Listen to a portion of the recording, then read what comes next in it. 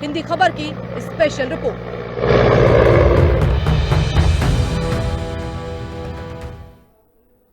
पहलगाम आतंकी हमले पर मोदी सरकार की कूटनीतिक स्ट्राइक से यह तय हो गया है कि आतंकी हमले के जवाब में भारत बड़ा एक्शन करेगा।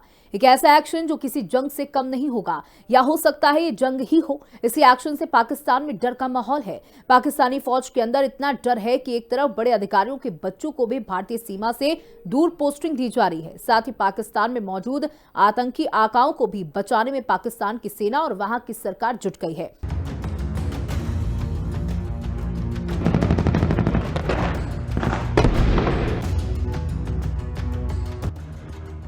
मुनीर ने सोचा था कि वो भारत के खिलाफ आतंकी साजिश रचकर बच जाएगा, लेकिन भारत ने जब पाकिस्तान की गले की नस को काटना शुरू किया और पीएम मोदी ने कहा कि इस बार आतंकियों को ऐसी सजा देंगे जो कल्पना से भी परे होगी, उसके बाद से अपने आतंकी आकाओं को बिल में छिपाना शुरू कर दिया है। लश्कर-ए तैयबा का कमांडर और हाफिज सईद का करीबी सैफुल्लाह कसूरी पहलगाम हमले से कुछ घंटे पहले तक माइक से चिल्ला कर कह रहा था कि कश्मीर में आतंकी हमले बढ़ेंगे, और जैसे ही भारत ने पाकिस्तान पर स्ट्राइक की, सैफुल्लाह पहलगाम हमले से खुद को दूर करने लगा। हैरान करने वाली बात यह है कि भारत सरकार ने आधिकारिक तौर पर अब तक सैफुल्लाह का नाम भी नहीं लिया।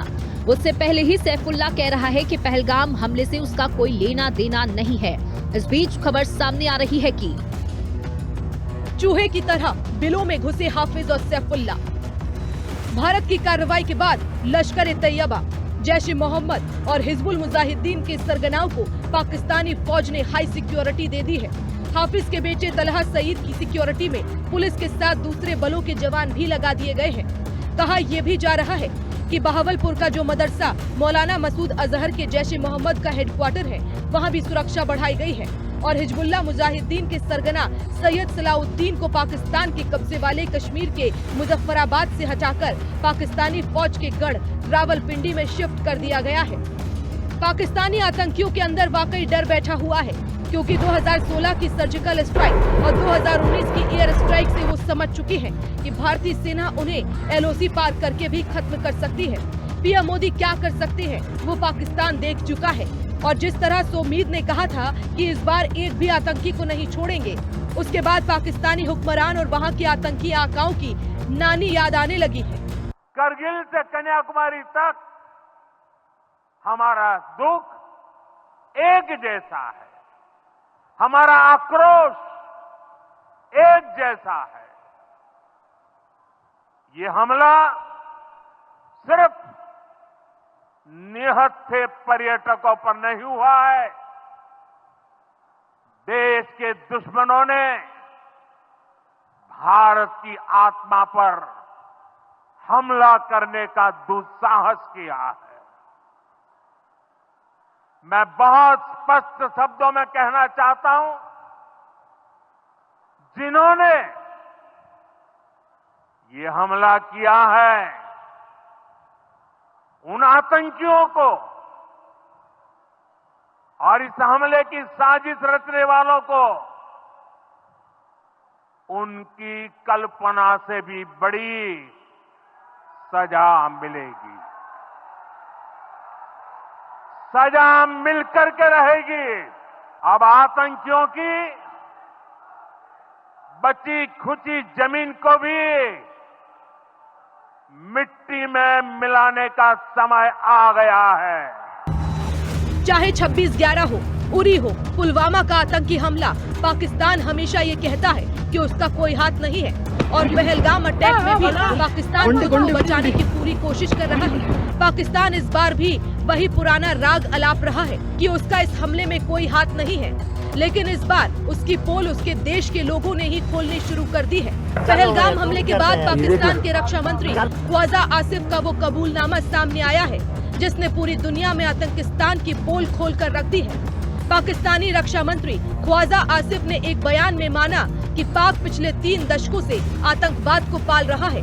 ब्रिटिश मीडिया में दिए एक इंटरव्यू में जब उसने पूछा कि क्या आप स्वीकार करते हैं कि पाकिस्तान का आतंकी संगठनों को समर्थन देने, ट्रेनिंग देने और फंडिंग का लंबा इतिहास रहा है, तो आसिफ ने कहा कि पाकिस्तान 3 दशकों से भारत, अमेरिका और पश्चिम के खिलाफ आतंकी साजिश रचता रहा है।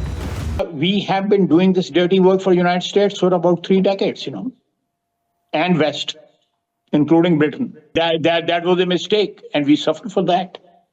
And that is why you are saying this to me.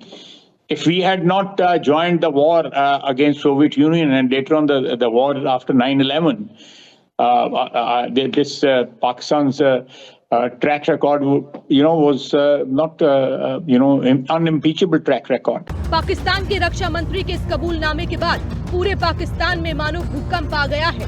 Social media पर ख्वाजा आसिफ को जोकर कहा जा रहा है और पाकिस्तान के लोग अपने रक्षा मंत्री को गंदी गंदी गाली दे रहे हैं। इससे पहले पाकिस्तान के पूर्व सेना अधिकारी ने भी पहलगाम हमले में पाकिस्तान का हाथ बताया था, जिसके बाद आतंकिस्तान का मिट्टी में मिलना तय है। ब्रिटेन की संसद में जम्मू कश्मीर के पहलगाम में हुआ आतंकी हमला गूंजा। सिख सांसद तनमनजीत सिंह ढेसी और बॉब ब्लैकमैन ने गुरुवार को संसद में इस मुद्दे को उठाया और इसे कायरतापूर्ण, घातक और चौंकाने वाला आतंकी हमला बताया। साथ ही ब्रिटिश सांसद बॉब ब्लैकमैन ने इसके पीछे लश्कर-ए-तैयबा का हाथ बताया। Systematic murder of Hindu pilgrims in Pahalgam in India.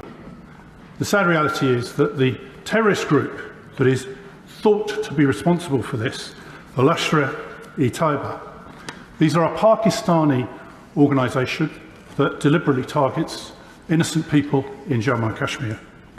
Already the Indian government have revoked visas, closed the border and expelled officials from Pakistan as a result. We need the Foreign Secretary to come and make a statement to the House on what could end up being a very quickly escalating situation between India and Pakistan.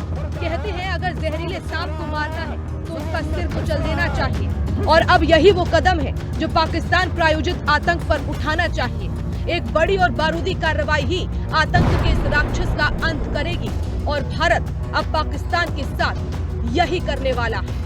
Hindi खबर की special report.